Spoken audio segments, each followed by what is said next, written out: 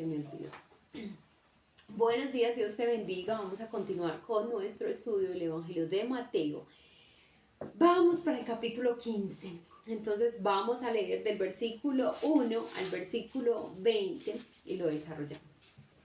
El 1 dice: entonces se acercaron a Jesús ciertos escribas y fariseos de Jerusalén diciendo: ¿por qué tus discípulos quebrantan la tradición de los ancianos? Porque no se lavan las manos cuando comen pan.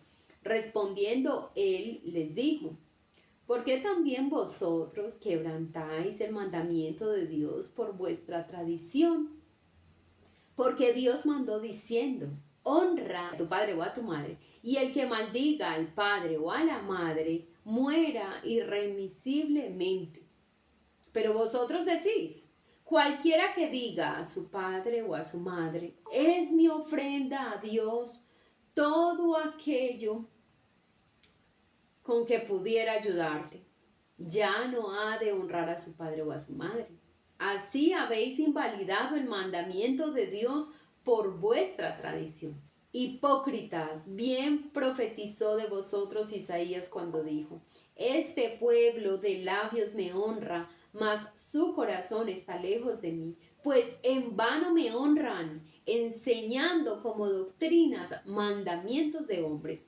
Y llamando así a la multitud les dijo: oíd y entended. No lo que entra en la boca contamina al hombre, mas lo que sale de la boca, esto contamina al hombre.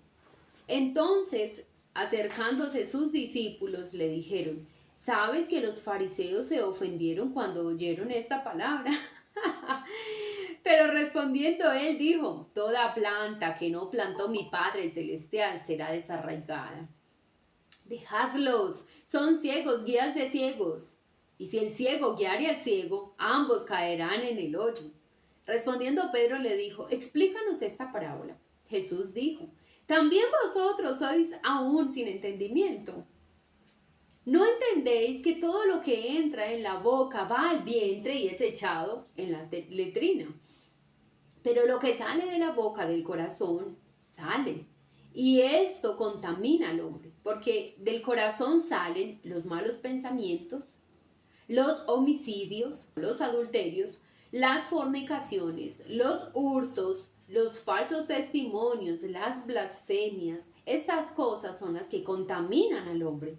Pero el comer con las manos sin lavar no contamina al hombre. Qué sabiduría la de nuestro Señor, ¿cierto? Y tan hermoso nuestro Dios. Vamos a leer.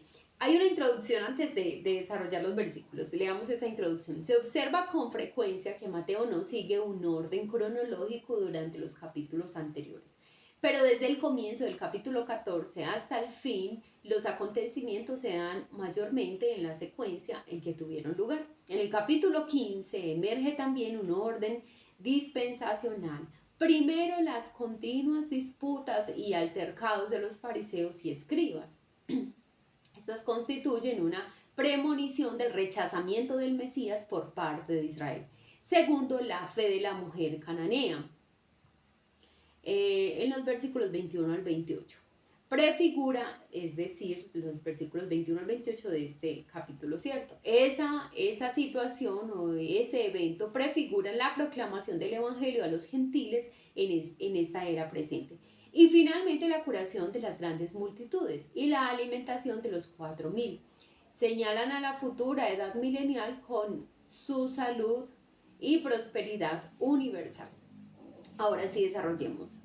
Del versículo 1 al 2 dice: los escribas y fariseos eran implacables en sus esfuerzos por atrapar al Salvador. Una delegación de los mismos vino de Jerusalén acusando a sus discípulos de impureza por comer con las manos sin lavar, violando con ello la tradición de los ancianos. Miren lo que dice, la tradición de los ancianos. No era ningún mandamiento del Señor, no era ningún estatuto, no era un requisito era una tradición de los ancianos. Para poder apreciar este incidente hemos de comprender las referencias a lo que es limpio e impuro y qué significaban para los fariseos lavarse las manos. Todo el concepto de limpio e impuro se retrotrae al Antiguo Testamento. La impureza de la que se acusaba a los discípulos era una cuestión totalmente ceremonial. Por ejemplo, si una persona tocaba un cadáver o si comía ciertas cosas, contraía una contaminación ceremonial. No era ritualmente apto para adorar a Dios. Antes de poder acercarse a Dios, la ley de Dios le demandaba que pasase por un ritual de purificación. Entonces, fue a un velorio, tocó un muerto, tenía que incorporarse a un ritual de purificación para poder servir y adorar al Señor. Un alimento, por ejemplo, estaba prohibido el cerdo, ¿cierto? Estaba prohibido comer cerdo para los judíos en ese tiempo. Entonces, si tocaban o comían si tocaban un animal inmundo, tenían que hacer el rito de purificación para poder adorar. Pero los ancianos habían añadido a la tradición los rituales de purificación. Insistían, por ejemplo, en que un judío antes de comer debía pasar sus manos por un detallado ritual de purificación, lavándose no simplemente las manos, sino también los brazos, hasta los codos. Imagínense, ya tenía que lavarse muy bien las manos y era todo un ritual, quién sabe, no sé si ustedes recuerdan cuando COVID, ¿cierto? Como nos ponían a lavarnos las manos, así, y por cada uno de los dedos y las uñas. Entonces ellos tenían un ritual, pero no solo las manos, los brazos, hasta los codos tenían que lavarse para quedar purificados. Si habían estado en el mercado, debían tomar un baño ceremonial, de modo que los fariseos criticaban a los discípulos por dejar de observar los detalles de los lavamientos prescritos por la tradición judía.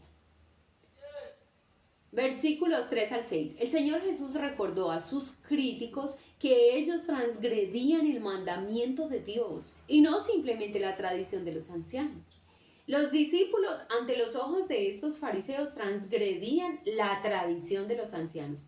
Estos fariseos no transgredían solo la tradición de los ancianos, transgredían el mandamiento del Señor, la ley del Señor. La ley mandaba a los hombres honrar a los padres, incluyendo en esto, si era necesario, el apoyo financiero.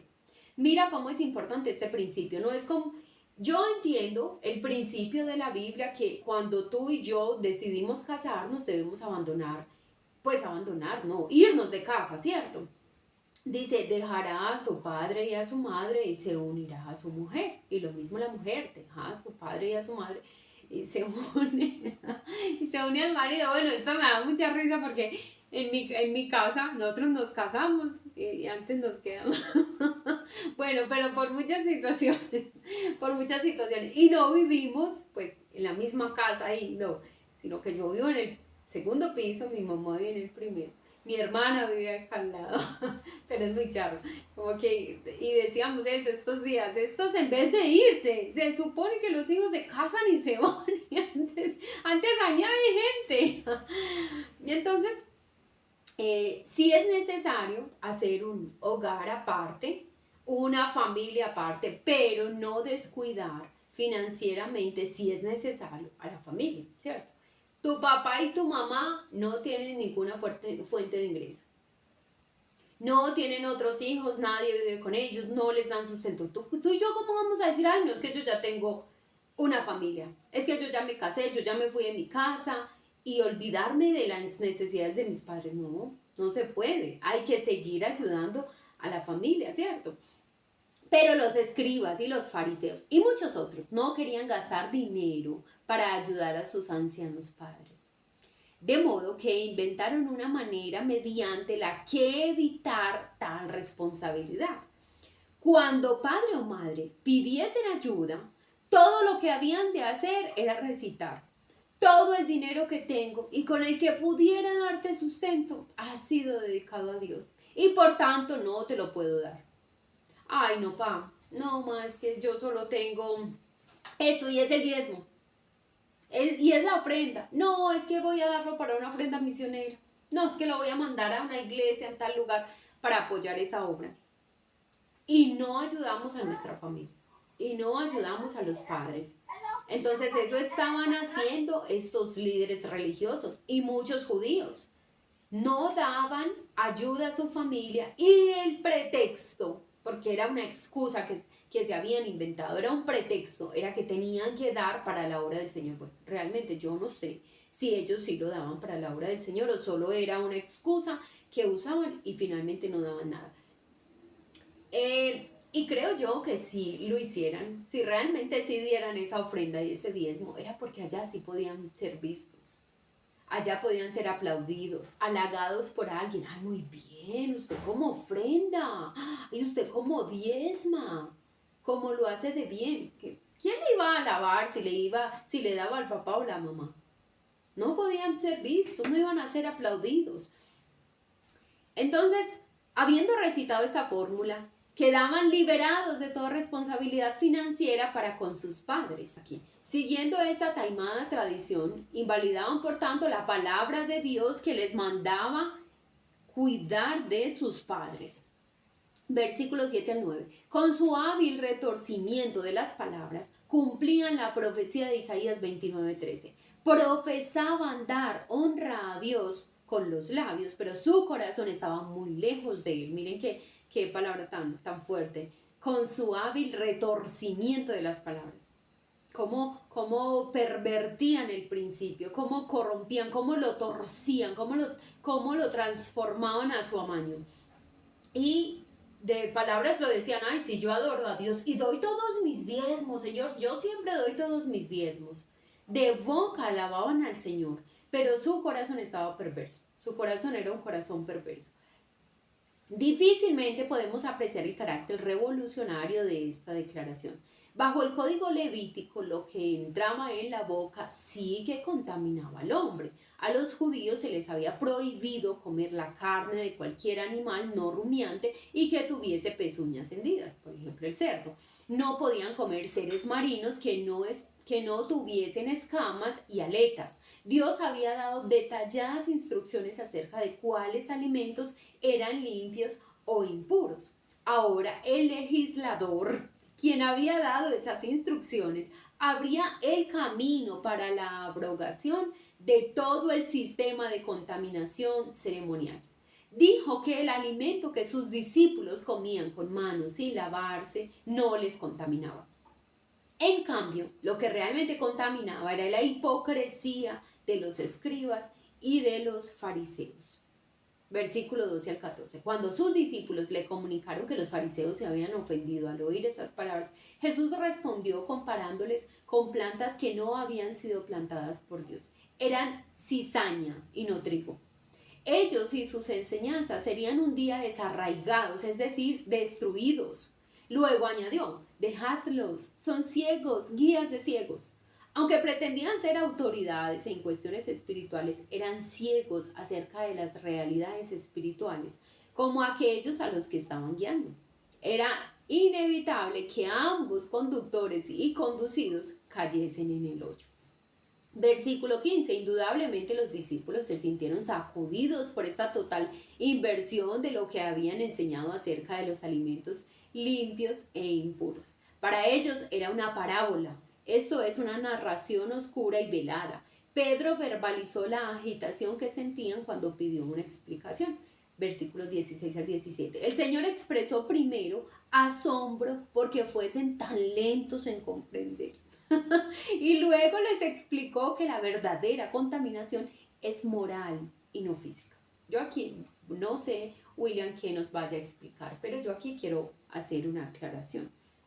Hay una doctrina errada, una herejía doctrinal, y es que lo que se contamina es el cuerpo y no el espíritu. Entonces tú puedes pecar, tú puedes hacer lo que tú quieras, porque lo que se contamina es el cuerpo, el espíritu no tiene que contaminarse, no tiene cómo contaminarse. Eso es mentira, eso es una mentira. Pablo un día le escribe a la iglesia y dice que como abundó el pecado, hubo tanto pecado, sobreabundó, había mucho pecado, pero tenía que haber más gracia que pecado para que el Señor pudiera perdonarnos, ¿cierto? Y propiciar esa salvación para nosotros. Entonces, donde abundó el pecado, sobreabundó la gracia. Pero no es un motivo para que tú y yo entonces pequemos más para que haya más gracia del Señor. Pablo dice, esto no se puede. Entonces, tendremos en poco el sacrificio de Cristo. Vamos a pecar adrede, sabiendo que eso fue lo que llevó a nuestro Señor Jesús a la cruz del Calvario. Claro que sí. Lo que tú y yo hacemos externo sí contamina a nuestro cuerpo. Y de hecho, yo pienso que es que lo que tú y yo hacemos de forma externa es porque está en el corazón. Mira lo que dice el Señor y lo va a ir explicando. Es de dentro del corazón. Si tú y yo, como dice la Biblia, que todo lo que pensemos sea honesto, justo, amable, de buen nombre, haya virtud en eso, si algo es digno de alabanza, que pensemos en eso. Eso es lo que vamos a vivir.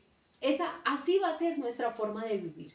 Si nuestros frutos son buenos, son frutos de gozo, de paz, de paciencia, de amor, así vamos a vivir.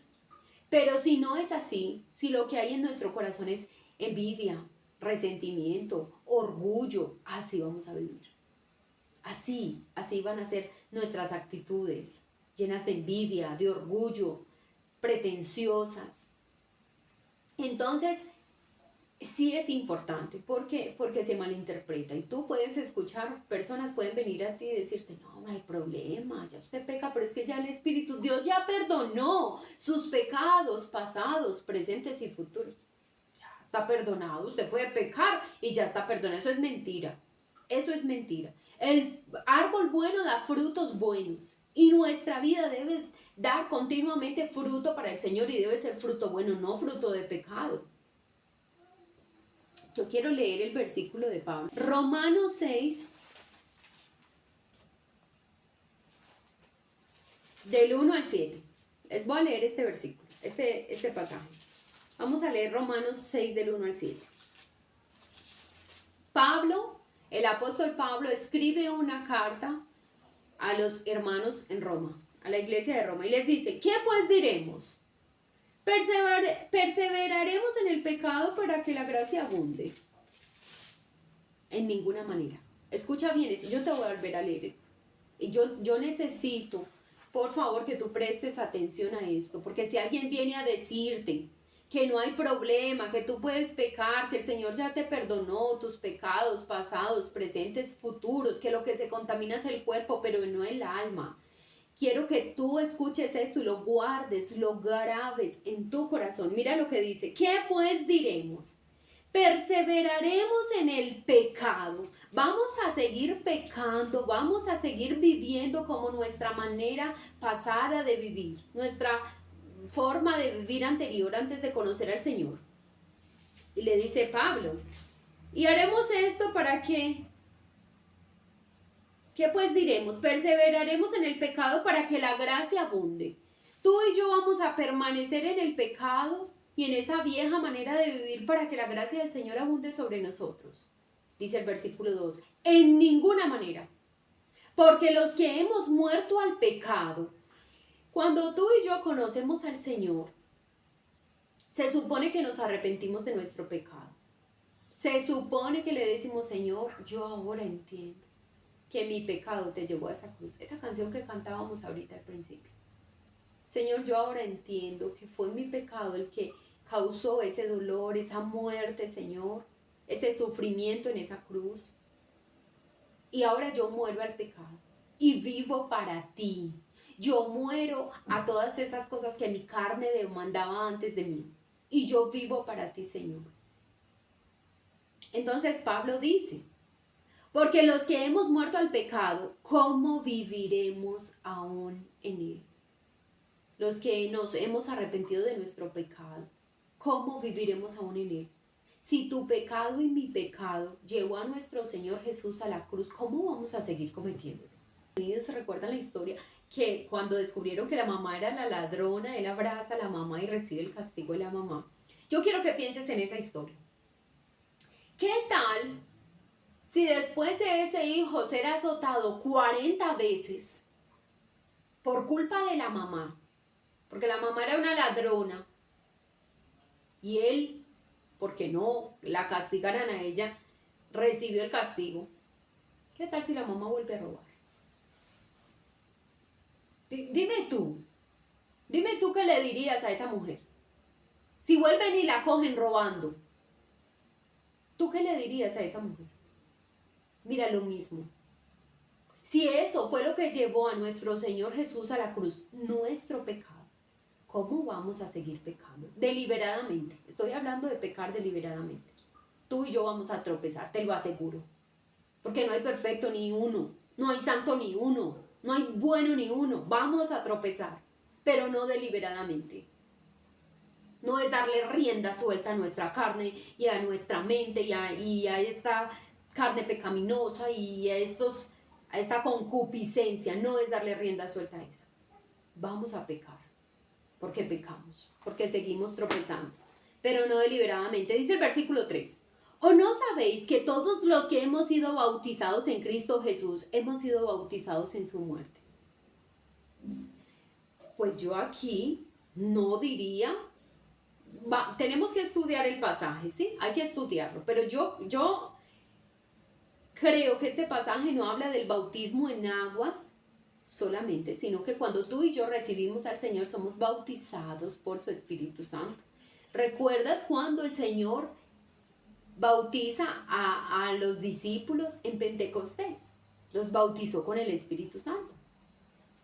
Dijo Juan el Bautista, yo los bautizo, a la verdad yo los bautizo con agua, pero el que viene tras mí, ese los bautizará en el Espíritu. Entonces nosotros, yo creo que este bautismo no es necesariamente el de las aguas. Por eso si tú dices, pero es que yo todavía no he sido bautizado, no importa. No importa, si tú ya recibiste a Cristo como tu Señor y Salvador, Él ya te bautizó con su Espíritu Santo. Ya el bautismo en las aguas es un paso de obediencia. Pero entonces todos los que hemos recibido a Cristo como Señor y Salvador hemos sido bautizados en Cristo Jesús y hemos sido bautizados en su muerte. En su muerte. Si Él murió por el pecado, por nosotros, a causa del pecado, si nuestro pecado lo llevó a la cruz, entonces tú y yo hacemos lo mismo, simbólicamente morimos al pecado y ahora le damos pie o lugar a esa nueva vida que nos da el Señor. Versículo 4. Porque somos sepultados juntamente con Él para muerte por el bautismo, a fin de que como Cristo resucitó de los muertos por la gloria del Padre, así también nosotros andemos en una nueva vida. ¿Sí ves qué importante? Una nueva vida. Porque si fuimos plantados juntamente con Él, en la semejanza de su muerte, así también lo seremos en la de su resurrección. Sabiendo esto, que nuestro viejo hombre fue crucificado juntamente con Él para que el cuerpo del pecado sea destruido, a fin de que no sirvamos más al pecado. Porque el que ha muerto ha sido justificado del pecado. ¿El que ha muerto al qué? Al pecado. El que ha muerto a su vieja manera de vivir ha sido resucitado por el Señor. Resucitó juntamente con Cristo, ¿cierto? Entonces, mira, esto es muy importante. Aquí nos aclara completamente la palabra. La Biblia es su propio intérprete. Cuando la Biblia dice que el Señor, es que lo dice. Él perdonó tus pecados, pasados, presentes y futuros. Pero si yo leo ese versículo aislado del resto de la Biblia, pues ya creo que tengo la libertad, supuesta libertad, o que puedo, o que tengo el libertinaje de pecar. Pero cuando yo leo toda la palabra de Dios, todo el consejo, ella se interpreta ella misma, ¿sí? Entonces, eso es muy importante. Los alimentos comestibles no son intrínsecamente limpios o impuros. De hecho, ninguna cosa material es mala en sí misma. Estos días en el devocional presencial del jueves hablábamos de, creo que era el internet, ¿cierto? La internet. No es mala en sí misma, lo mismo que el dinero. No son cosas ni buenas ni malas. Es el uso que le damos. Hay personas muy buenas con mucho dinero. Y hay personas muy malas con mucho dinero. Hay personas que hacen cosas muy buenas a través de la internet. Y hay personas que hacen muchas cosas malas a través de la internet. Entonces es el uso y abuso que le damos a las cosas. Lo malo es el abuso de algo. El alimento que ingiere el hombre entra en la boca, pasa al vientre para ser digerido y luego el residuo no asimilado es echado fuera. El ser moral no queda afectado, únicamente su cuerpo. Hoy conocemos que todo lo que Dios creó es bueno y nada es de desecharse si se toma con acción de gracias, porque es santificado mediante la palabra de Dios y la oración. Eso dice Primera de Timoteo 4, 4 al 5. Todo es bueno, ¿cierto? Sino a ver, dice la Biblia, todo nos es lícito, pero no todo nos conviene, ¿cierto? Tú y yo podemos hacer todo, podemos comer de todo. Y no hay instrucciones muy específicas del Señor en algo. Hay cosas como que uno cree que quedan en el aire. Ay, pero el Señor no dice nada de esto. Siempre vete al principio, ¿sí? Entonces yo creo que sí, que todo lo que Dios creó es bueno, todo. Y de hecho aún las cosas malas que se producen son sacadas de las cosas buenas que Dios creó. Las plantas. Esta planta con la que muchas personas se drogan es una planta tan medicinal, tan buena. Mira que fue bueno, Dios la creó y es buena. Pero el mal uso del hombre es quien pervierte esos beneficios, ¿cierto? O ese producto, o esa creación de Dios. Es el mal corazón del hombre. Pero lo que Dios hizo es bueno, solo que tenemos que aprender a administrar las cosas, a usar las cosas, y que todo lo que hagamos lo hagamos para la gloria del Señor y no para nuestros deseos y placeres. Naturalmente, el pasaje no se refiere a plantas venenosas, sino a alimentos dados por Dios para el consumo humano. Todos ellos son buenos y deberían ser tomados con agradecimiento. Si una persona es alérgica a unos o no puede tolerar otros, no debería comerlos, pero en general podemos comer con la seguridad de que Dios emplea la comida para nutrirnos físicamente. Versículo 18. Si los alimentos no contaminan, entonces, ¿qué es lo que sí contamina? Jesús respondió, lo que sale de la boca, lo que sale del corazón, y eso es lo que contamina al hombre. En este punto, el corazón no es el órgano que bombea sangre, sino la fuente corrompida de los motivos y deseos humanos. Esta parte de la naturaleza moral del hombre se manifiesta mediante pensamientos impuros, luego mediante palabras depravadas y finalmente por acciones malvadas. Quiero que escuches este pasaje y vamos a asemejarlo con estas palabras del Señor, ¿sí? Lo vamos como a comparar con estas palabras del Señor. Te voy a recordar lo que dijo el Señor. Versículo 18, en Mateo. Si los alimentos no contaminan, entonces, ¿qué es lo que sí contamina? Jesús respondió, lo que sale de la boca, del corazón, y eso es lo que contamina al hombre. En este punto, el corazón no es el órgano que bombea sangre, sino la fuente corrompida de los motivos y los deseos humanos.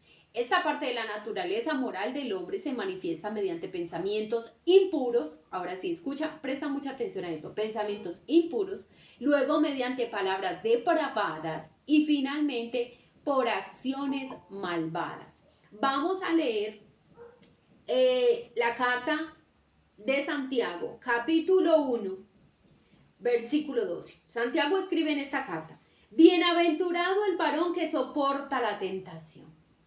¿De dónde viene la tentación? Yo creo que la tentación viene de tu corazón, ¿cierto? Viene de eso, de esa concupiscencia, de esta carne corrompida que hay.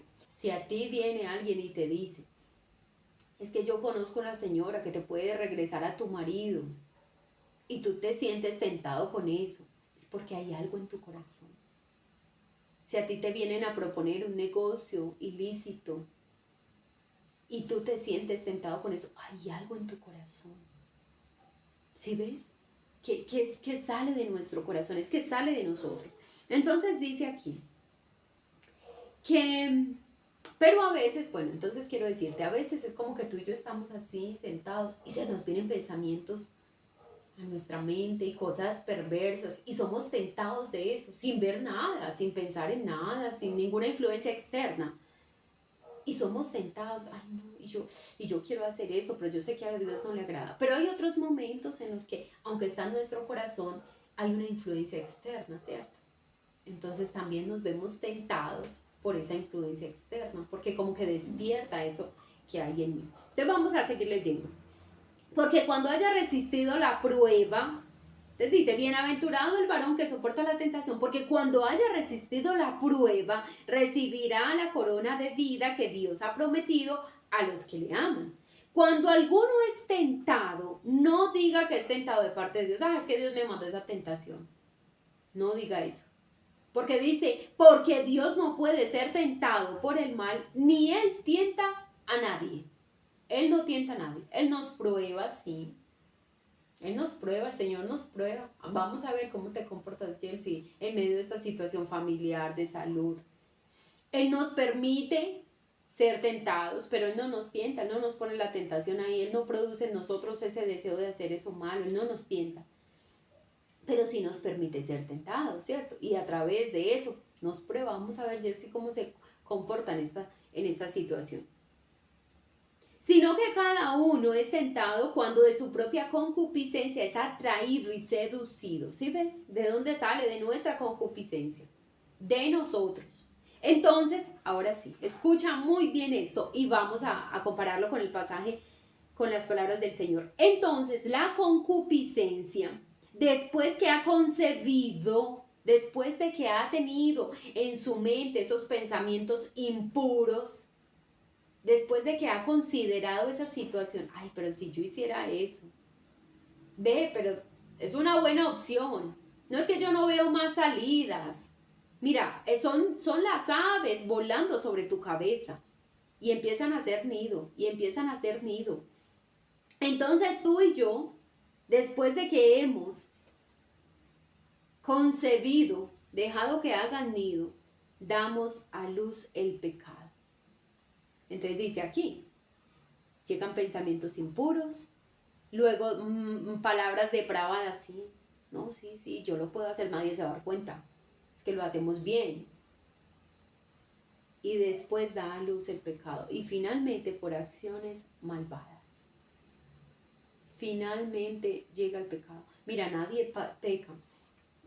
Hay un término pues, en las iglesias cristianas de que, ay, cayó en pecado.